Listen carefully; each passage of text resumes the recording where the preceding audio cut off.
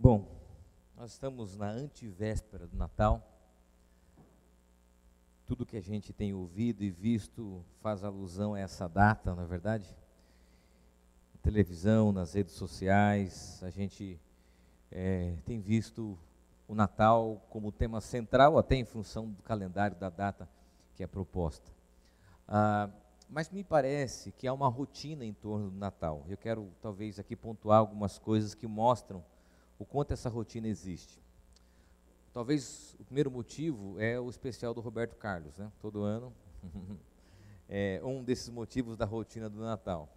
Mas além desse, a gente percebe que há uma rotina social em torno disso. Você se preocupar com os presentes, e você vai hoje no centro da cidade, nos shoppings estão lotados, as pessoas estão preocupadas com a troca de presente, com aquilo que vão dar, com aquilo que vão ganhar. Então a gente tem essa rotina. Há aquela rotina baseada no cardápio, os grupos de WhatsApp já estão aí discutindo quem leva isso, quem leva aquilo, o que nós vamos comer, o que nós vamos beber, qual vai ser a sobremesa, que horas que vão abrir os presentes, e a gente se vê nas mesmas temáticas de todo o ano, não é verdade? Há também essa rotina, eu digo uma rotina religiosa, que faz com que as pessoas fiquem mais sensíveis talvez aos temas relacionados ao Natal. E aí nós temos as músicas, os hinos, as encenações, as histórias religiosas em torno do Natal. Bom, essa rotina, ela tem um aspecto positivo que gera na gente esse sentimento de espera pelo final do ano. Mas eu temo que muito dessa rotina tire de nós o significado das coisas. E a gente faz isso mecanicamente. E essa semana eu ouvi alguém dizer algo, um amigo, numa conversa, dizendo que parece que quando você perde alguém, é que você percebe que você estava mergulhado numa rotina tão mecânica que você não valorizou a presença da pessoa. E quando há uma quebra nessa rotina, por alguma situação, por alguém que não está mais ali, é que você valoriza. Interessante isso, essa avaliação. Porque enquanto nós temos todos os componentes familiares completos, todo o time completo, a gente não percebe essa rotina, até que falta alguém e você, peraí, a pessoa estava aqui com a gente, nós não celebramos, e nem nós imaginávamos que isso talvez seria o último Natal, ou que isso seria tão mais importante a presença do que os presentes ou a comida. Por isso que eu sempre digo que a saudade, ela nos lembra que só a presença nos bastava. Só a presença da pessoa nos bastava. Mas a rotina não deixa a gente perceber isso. A rotina, de alguma forma, rouba de nós o significado das coisas. Por isso que esse mês nós falamos sobre o remake de Natal. O que é um remake? É você contar uma história já conhecida, já apresentada às pessoas, com uma nova versão, uma versão mais atualizada, com novos recursos, mas trazendo também o significado das coisas. Se a gente olhar para a cultura que nós vivemos, ela é uma cultura de remake. A gente ouve as mesmas histórias com novas roupagens. Ano que vem nós vamos ter Rei Leão, o pessoal está esperando, né? Nós vamos ter o Dumbo, talvez a minha geração vai assistir, o meu filho nem imagina quem é o Dumbo. Quantos amigos nós tínhamos com apelido por causa desse filme, não é verdade? Muito bullying feito nisso, talvez vai ter uma dificuldade com essa geração atual, mas ok. É um ano do remake, porque parece que as gerações estão preocupadas em passar valores, ou resgatar valores que a geração atual perdeu. E a proposta dessa série de mensagens, diante disso, diante daquilo que nós vivemos, é resgatar o sentido, contar a história novamente. Agora, também, e isso é o fundamental do remake, fazer a seguinte pergunta: o que isso tem a ver com a minha vida? O que isso pode mudar os meus relacionamentos? O que isso pode impactar a minha casa, os meus hábitos, as minhas atitudes?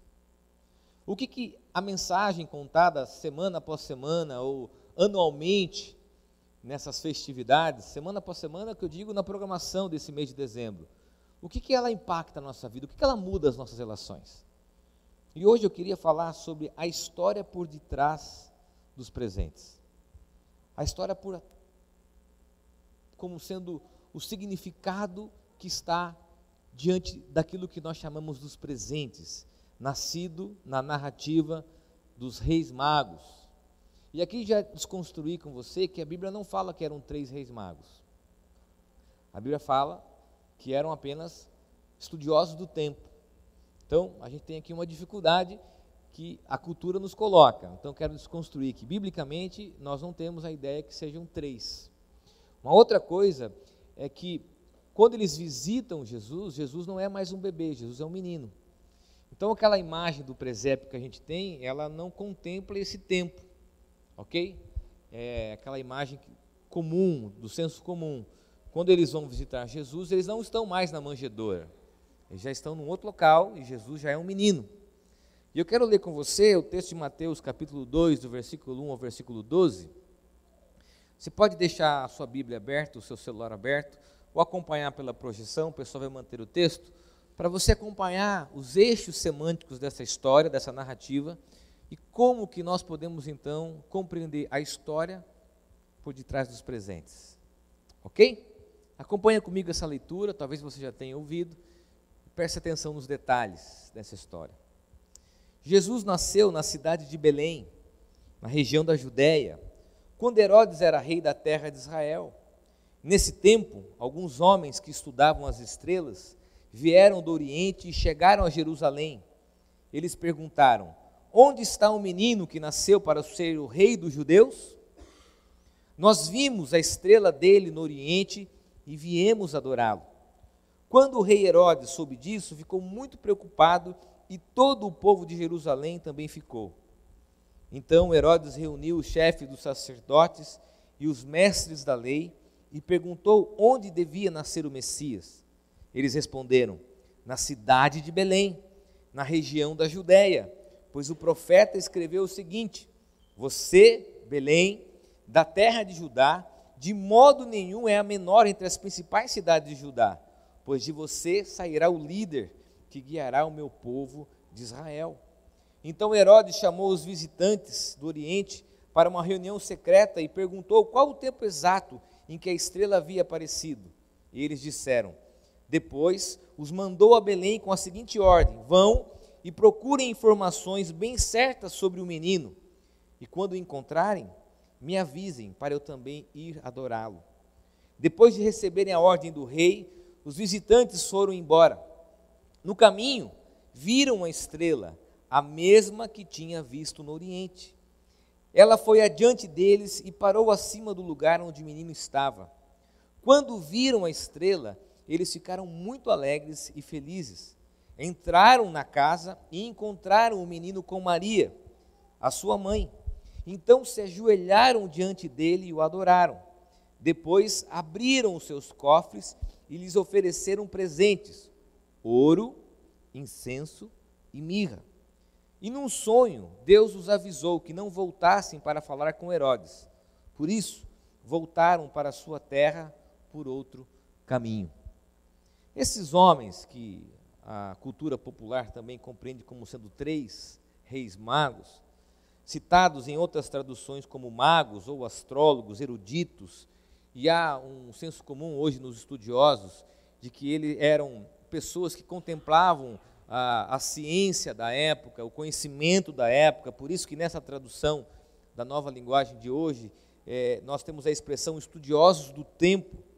Eles eram contemporâneos do conhecimento, eram pessoas que estudavam a natureza, as ciências da época e o conhecimento que era oferecido. A intenção dessa narrativa é o cumprimento profético lá do Salmo 72, versículo 11, que diz o seguinte: os reis de toda a terra hão de adorá-lo. Nessa narrativa é que nasce a cultura popular de se dar presentes. Da onde que nasce essa ideia de que nós temos que nos presentear, ou de dar presentes, ou amigo secreto, e conforme a crise vai mudando as estratégias de amigo secreto, já percebeu, né?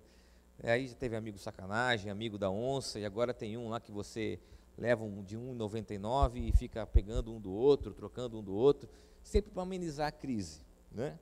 Então, onde que nasce essa cultura do presente, de você presentear alguém, ou de dar presente para alguém? Nasce nesse relato desses estudiosos indo até Jesus e dando a eles, dando à família, especialmente a Jesus, 3 presentes: o ouro, o incenso e a mirra. O que essa história então nos ensina?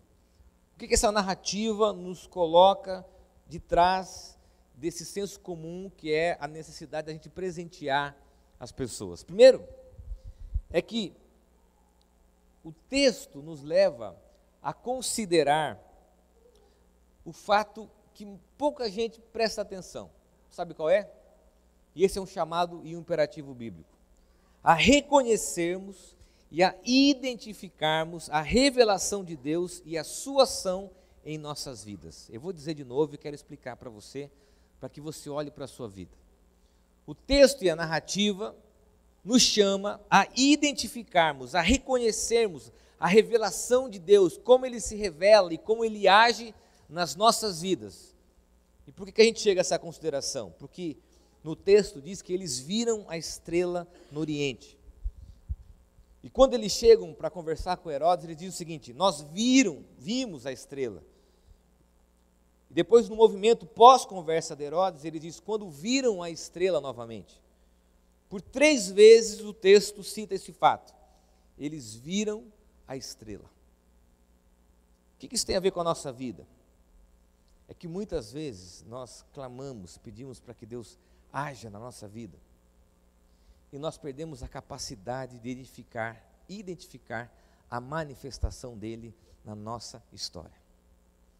A gente talvez hoje perdeu a capacidade de olharmos para o céu, e isso aqui não é uma questão, uma retórica literal, e eu quero fazer aqui com você uma metáfora da vida.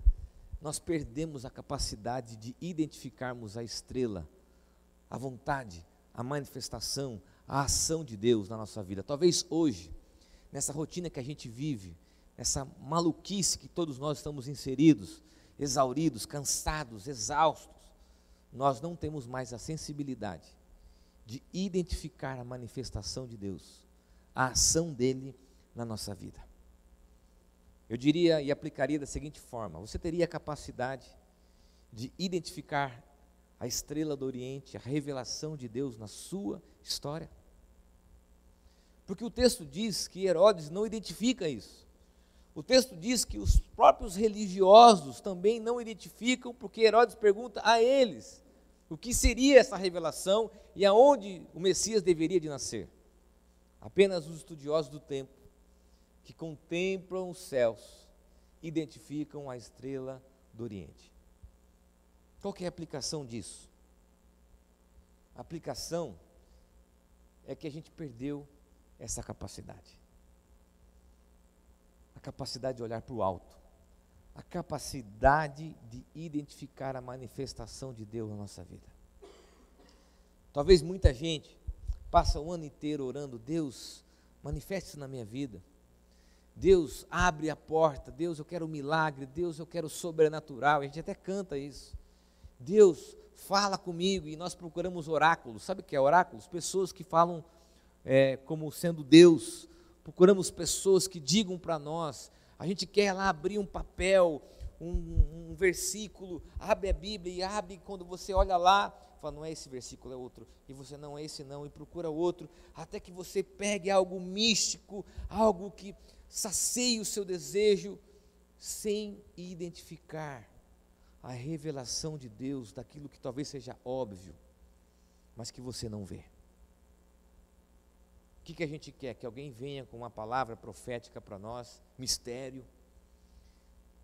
Isso diz respeito à religiosidade, mas perdemos a capacidade de contemplar a ação de Deus, a manifestação dele na nossa narrativa de vida. A gente está tão assim, focado no trabalho, na carreira, nas contas, na rotina do dia a dia, que a gente perde a capacidade da contemplação, da manifestação de Deus na nossa existência. Qual foi a última vez que você olhou para o céu e identificou a manifestação de Deus na sua vida? Alguns anos atrás, eu estava nesse salão aqui, dirigindo uma reunião de presbitério, vários pastores da região. Tinha sido eleito como presidente, olha que responsabilidade, eu dirigindo um presbitério com pastores e líderes mais experientes, estava aqui dirigindo, e o meu filho nessa época do ano, acho que uns 3 anos atrás, ele tinha uma apresentação na Fundec, bem na hora da reunião. E quem vive dentro da instituição sabe que esses cargos trazem um certo reconhecimento daquilo que a gente faz. Traz um reconhecimento e acaba tendo até uma linguagem que isso, de alguma forma, alguns religiosos gostam, né? Adquirir essa linguagem da política da igreja. E eu estava ali dirigindo a reunião, disse, amor, eu não posso ir, vai com os meninos, eu não vou. E eu estava aqui sentado, vendo as pessoas discutindo documentos, avaliando contabilidade, projetos, relatórios. Eu falei, o que eu estou fazendo aqui? Aqui, estava exatamente aqui, a reunião foi na igreja, nesse lugar. A minha esposa está lá, com os meus filhos, e eu estou aqui. E eu lembro que eu comecei a perguntar, mas se eu sair daqui, comecei a orar, será que as pessoas vão falar assim, puxa, que responsabilidade? Que cara faz isso, abandona uma reunião que ele está presidindo, tão importante? Do lado estava o pastor Enos, um grande amigo, ele falou, Caio, daqui 10 anos, você não vai se lembrar o que foi discutido nessa reunião, mas você vai se lembrar que você não foi na apresentação do seu filho. Então levante e vá. Uma coisa insana, quando eu disse, as pessoas se assustaram. Queridos, eu preciso sair. Como assim sair? Eu preciso sair. Eu preciso ver o meu filho se apresentar. E eu disse que o Enos me falou. E eu saí correndo, igual aquelas propagandas de televisão mesmo, exatamente igual a isso. Saí correndo. Quando eu cheguei e abri a porta, estava na apresentação do meu filho. Sabe o que eu vi? A estrela, a manifestação de Deus na vida do meu filho, na vida da minha esposa, na vida do meu outro filho, porque nós perdemos a capacidade de olharmos para a rotina da vida e identificarmos aonde Deus está agindo. Qual que é a aplicação disso? Preste bem atenção. Contemple a ação de Deus na sua vida. Atente-se para os detalhes, os lugares, situações e locais que a maioria das pessoas não olha e nem contempla e nem reconhece. Eu não estou dizendo para você sair daqui e ficar olhando para o céu, tem até alguns aplicativos, né? Quem gosta, ok. Estou olhando a reflexão para a metáfora de que é importante que você contemple aquilo que Deus está fazendo na sua vida, sendo que o nosso olhar religioso nos fez perder essa capacidade. Brennan diz o seguinte: é impossível contemplar Deus com o coração e a cabeça cheios de assuntos terrenos. Quais são? Vários. Desde contas a pagar, desde problemas dentro da nossa casa, desde crise de relacionamento, não sei, que talvez em 2018 nos impediram de olhar hoje e contemplar a manifestação de Deus, a contemplação de Deus na minha e na sua vida. Quero terminar esse ponto com a seguinte pergunta: você consegue olhar para 2018 e dizer assim, Deus estava ali, Deus se manifestou naquele lugar, naquele momento? Você consegue olhar para 2018 e ver a manifestação de Deus, a ação dele na sua vida?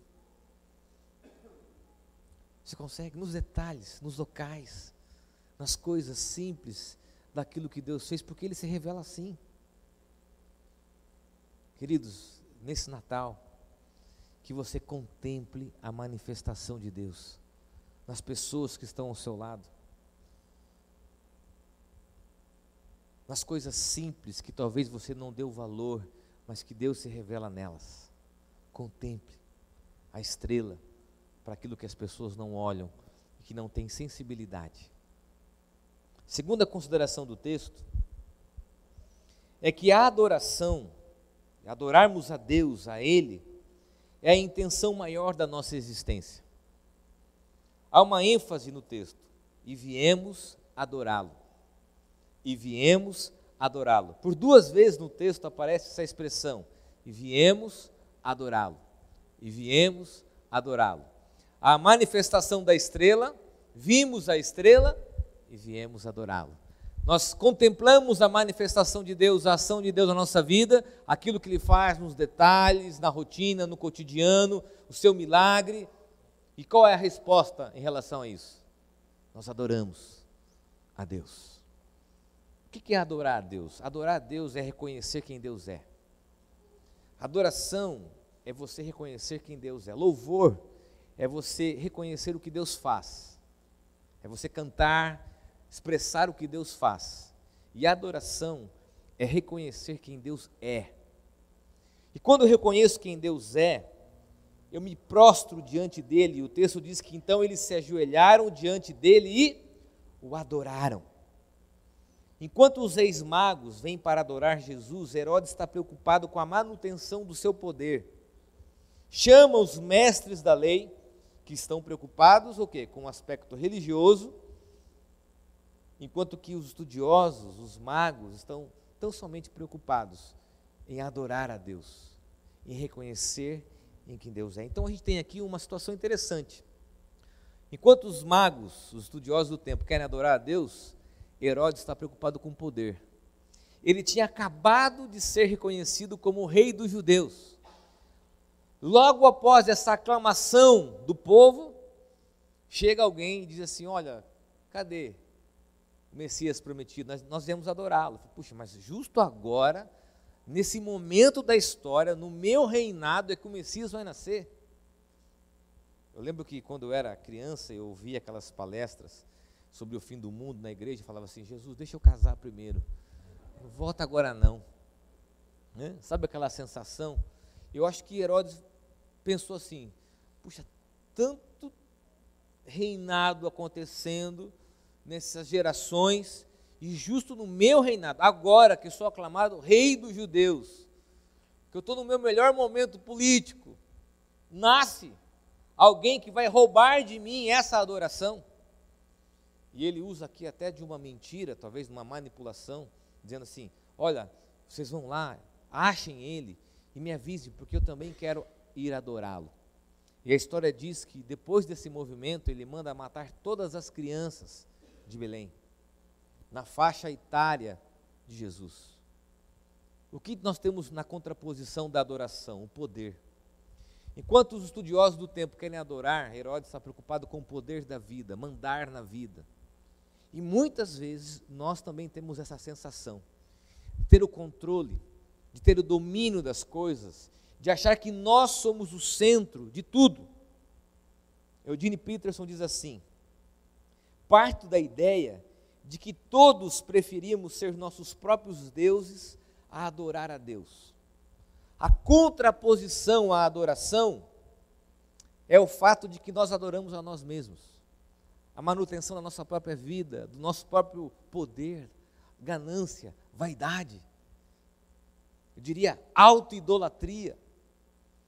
Quando eu falo que nós devemos adorar a Deus, há um senso comum aqui de todo mundo, diz assim: claro que nós devemos adorar a Deus. Nós estamos na igreja para adorá-lo. Mas adorar a Deus é colocar Deus no centro da nossa vida, como prioridade absoluta. Por isso que nós pegamos o manual do culto, ou a gente pega lá os catecismos maiores, breve catecismo, tem como primeiro atributo do ser humano, sabe o que é? A primeira necessidade humana: adorar a Deus e glorificá-lo para sempre. A finalidade humana é a adoração, e quando nós dissemos isso, é que nós tiramos o foco da nossa vida e colocamos em Deus, para que Ele seja o primeiro lugar da nossa existência. A sensação que eu tenho, de uma forma prática, é que a gente vive o ano inteiro no controle das coisas, a gente vive o ano inteiro baseado apenas na satisfação daquilo que nós somos, na adoração de si mesmo, e quando nós chegamos nessa época, a gente quer adorar a Deus, só que quem está no trono somos nós mesmos. É a gente que está sentado, dizendo: Senhor, reina na nossa vida, mas senta aqui do meu lado. Vamos reinar na minha vida junto, eu e você. O que você acha? Eu peço um carro, você me dá. Eu peço uma casa, você me dá. Eu peço um trabalho, você me dá. E a gente vai reinando junto, você e eu. Nós adoramos a nós mesmos. E o texto faz um convite na contramão da cultura. Herodes, poder, sucesso. Herodes, meu Deus, vai acabar com a minha imagem, vai acabar com a minha fama, com a minha popularidade. E os estudiosos adorarem a Deus. O convite prático para isso é que você deve fazer a seguinte avaliação: a sua vida é uma expressão de adoração? Não é apenas o culto. O culto a gente vai terminar daqui a pouco, nós vamos voltar para a nossa casa, mas a adoração é um modo de vida. A adoração é um estilo de vida. A adoração é quando eu, na minha prática diária, reconheço quem Deus é e que Ele é o centro de todas as coisas e a prioridade máxima na minha vida. Não eu, não a minha imagem,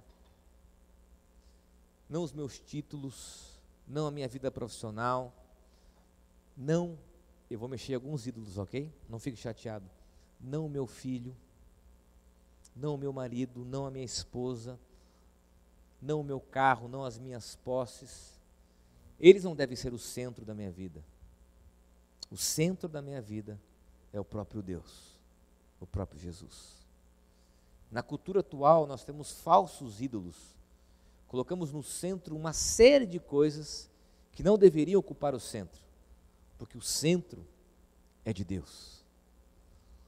Isso é adoração, é o reconhecimento de quem Deus é, na contraposição de tudo que nós queremos, baseado na nossa própria necessidade, no nosso próprio desejo. Terceira consideração do texto, e eu quero terminar com essa última consideração. A narrativa nos leva a valorizarmos o outro, oferecendo o que temos de precioso e significativo. Nós começamos o texto olhando para o fato de que eles identificam os sinais de Deus, eles, em resposta, adoram a Deus, reconhecem quem Deus é, e nesse movimento pós-adoração, há a identificação do outro e a valorização do outro. Como que isso acontece? Quando eles trazem presentes ao menino Jesus e à família de Jesus.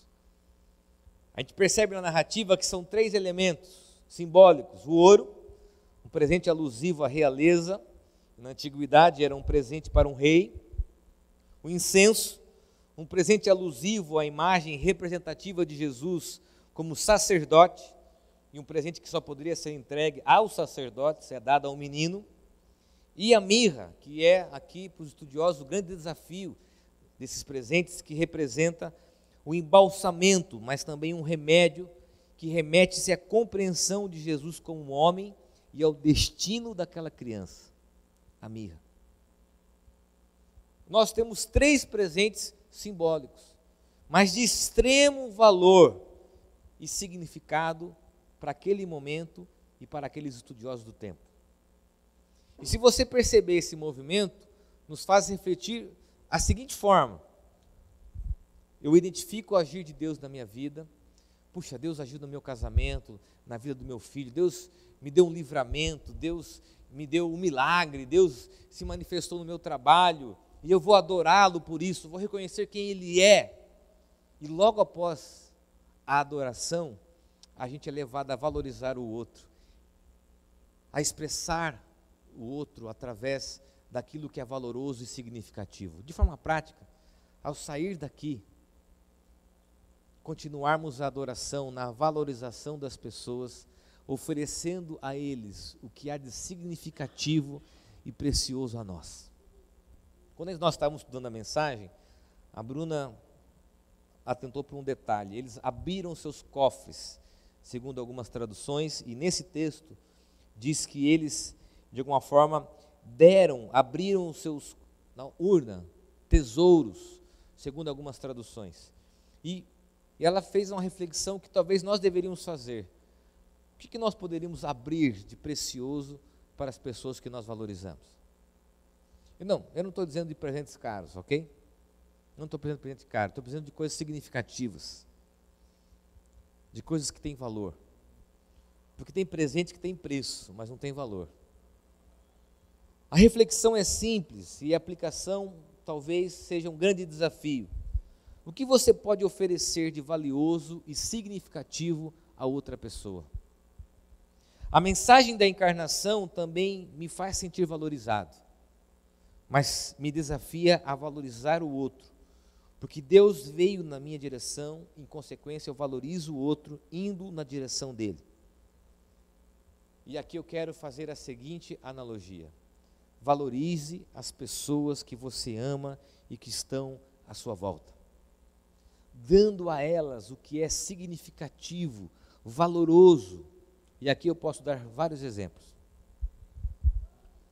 perdão, respeito, graça, aceitação, amor, generosidade, bondade, paciência e tantas outras coisas significativas que não sejam apenas, eu vou dizer aqui, no tom do afeto, mas que sejam práticas, que sejam expressas nos nossos relacionamentos de forma real. Vou mexer em algumas feridas. Não adianta você dar um presente caro para o seu filho, sendo que é mais precioso que você pode dar a eles é o seu tempo. Não adianta você comprar um presente caro para o marido, para a esposa, para o seu companheiro, sendo que o mais precioso que você pode dar a ele é a cumplicidade, é o afeto. Não adianta a gente chegar lá e comprar um presente para alguém que a gente tem dificuldade de relacionamento, de aceitação, de diálogo, se aquilo que é significativo e valoroso nós não doamos ao outro. É exatamente isso que o texto diz. Eu fico imaginando a expressão de Maria, porque mulher é muito prática. Puxa, chegou 3 estudiosos do tempo, abriram o cofre, né? Abriram os baús, abriram os seus tesouros. Embora o ouro, segundo aqui alguns estudiosos, tenha sido usado para a fuga deles, para esse movimento deles para o Egito, Maria fala assim: um incenso? Mirra? Né? Podia ser um band-aid, era muito mais prático talvez com a mirra, né? Mas qual era a expressão dos presentes? O significado. E não o valor do objeto literal, mas o significado. E talvez a gente deveria fazer um amigo secreto novo. Ao invés de presentes físicos, presentes de significado e de valor. Você imagine isso? Olha, ao invés de dar para você a sua havaiana preferida, ou dar um cacau show, ou dar um videogame, os meus filhos estão nessa fase, um que é o slime, que meu Deus do céu, é slime para baixo, para cima, slime. A gente fazia um amigo secreto e dizia assim: olha, esse ano de 2018 eu quero dar para você o meu pedido de desculpa, o meu reconhecimento de que você é uma pessoa importante para mim. Ao invés de dar, é claro que se a gente fizer isso, nossos filhos nos matam, né? Mas vale aqui a reflexão. Ao invés de dar a eles um presente caro, dizer assim: filho, eu quero dar o meu tempo a você. Ao invés de darmos coisas que têm preço, oferecermos a elas coisas de valor. Na cultura que a gente vive do consumo, do exagero, as pessoas precisam de coisas de significado e de valor. Filipenses diz assim: o amor altruísta não significa anular-me, significa valorizar o outro. E é exatamente isso que os estudiosos do tempo, comumente conhecidos como os reis magos, fazem. E eu quero terminar com algumas aplicações bem básicas. No que você deixou a desejar esse ano? Na sua figura e no seu papel. Aqui nós temos alguns pais. Eu quero falar agora para os pais, com todo respeito, porque eu sou pai e eu reconheço as minhas falhas. O que nós falhamos esse ano como pai? Presente nenhum vai substituir as nossas falhas. Vamos olhar para o nosso casamento, para ver as dificuldades, as fissuras, as rachaduras das nossas relações, identificar que um jantar, até num restaurante japonês, não vai ajudar a curar essas fissuras. É bom, é importante? Sim. Não vai chegar no Natal lá dizer que o pastor falou para não dar presente, que não vai colar. Tem que dar o presente. Mas o que você pode oferecer de significado que vai além da forma física? O que você pode, talvez, valorizar a presença do outro, do pai, da mãe, dos amigos, das pessoas que são importantes, e de reconhecê-las enquanto significado e valor, e não tão somente quanto preço? Eu acho que falta a nós a compreensão de que nas nossas relações existem vazios de significado, vazio de coisas valorosas. Que talvez a gente olhar lá atrás, e essa semana nós passamos uma coisa interessante em casa. Os meus filhos sentiram muito a perda do meu pai e da minha mãe nesses últimos 2 anos. E a minha mãe era alguém que preparava todo um clima, toda uma programação. E quando você fala para eles a respeito disso, a lembrança que eles têm não remete aos presentes que eles ganhavam. Não remete a objetos que eles ganhavam. A gente até lembra, eu e a Aline, do que minha mãe deu a eles, do que meus pais deram a eles. Mas sabe o que eles lembram? Lembro da comida, lembro da minha mãe brincando com ele na cama elástica, lembro das brincadeiras que ela fazia. Ela colocava às vezes uma roupa, uma peruca, uma dentadura. Eles lembram disso, porque no final o que fica é o significado e o valor das coisas, e não o objeto, e não o papel, e não o presente.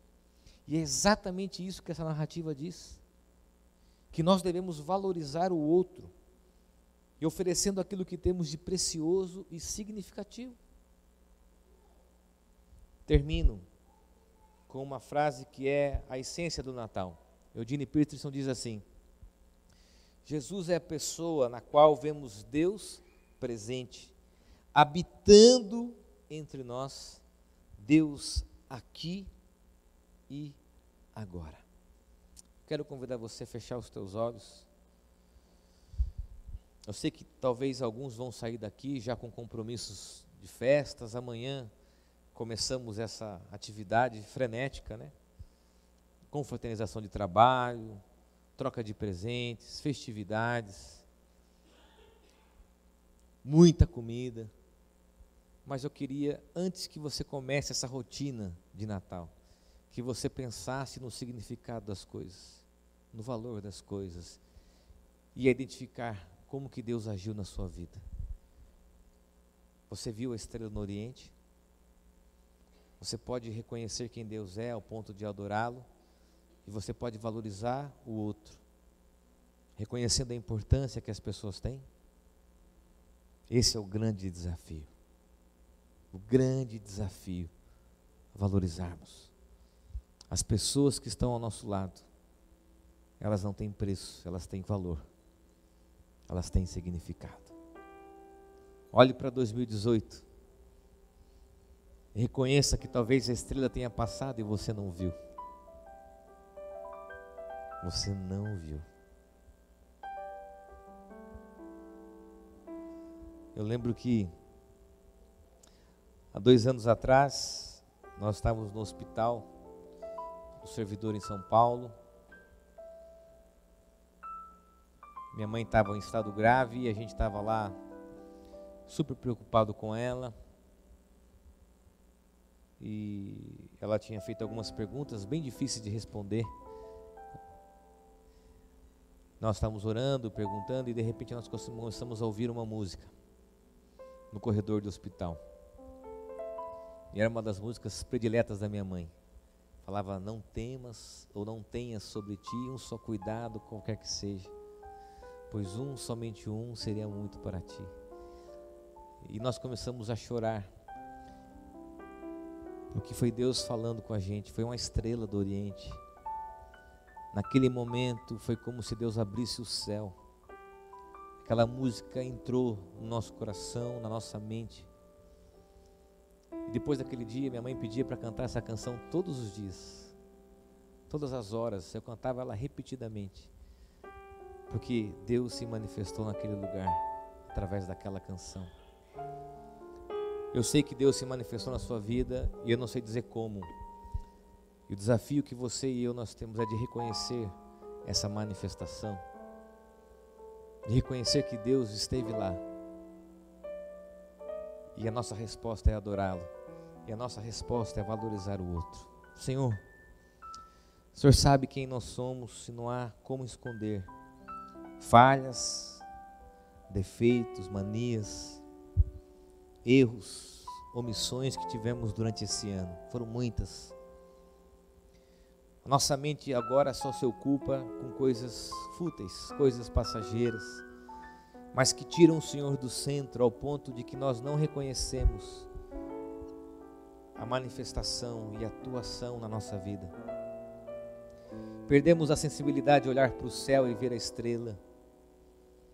Os nossos olhos estão naquilo que ganhamos, como ganhamos, no trabalho, no cansaço, na rotina. Por isso, Pai, nos dá a sensibilidade de olharmos para esse ano e reconhecermos que o Senhor esteve lá. Que o Senhor se manifestou de diversas formas, mas nós não vimos. Por isso, ó Deus, que nesse Natal, o Senhor, através do Teu Santo Espírito, nos dê essa capacidade de reconhecê-lo, de reconhecer o Teu agir em nossa vida. Ó Deus, esse é o motivo da nossa adoração, não somos nós mesmos. Tire a nossa vaidade, o nosso orgulho, a nossa preocupação com a imagem, a nossa preocupação financeira, tire isso do centro, tire a idolatria das nossas relações, porque o Senhor é o centro de tudo e nós adoramos e nós reconhecemos e viemos até aqui para adorá-lo. Esse Natal o Senhor é o centro e nos ajude por essa palavra a valorizarmos os outros, as pessoas que nós amamos, oferecendo a eles, ó Deus, aquilo que é precioso e significativo, talvez o nosso tempo, talvez o perdão, talvez a aceitação, talvez o amor, a paixão que se perdeu, talvez o diálogo, talvez a restauração, a generosidade, a companhia, a amizade, talvez o afeto, talvez a paciência, talvez a amizade e tantas outras coisas valiosas que nós negamos aos outros durante esse ano. Talvez aqui pais precisam, ó Deus, oferecer aquilo que é valoroso e significativo. Talvez filhos precisam oferecer aquilo que é valioso e significativo. Ó Deus, que essa palavra nos traga, ó Deus, o sentido do Natal, a manifestação plena do Teu amor na nossa história, na nossa narrativa. Por isso, ó Deus, que essa noite seja uma noite de reflexão, de alegria, mas de profunda mudança na nossa mente e no nosso coração. No nome de Jesus é que eu oro. Amém. Amém.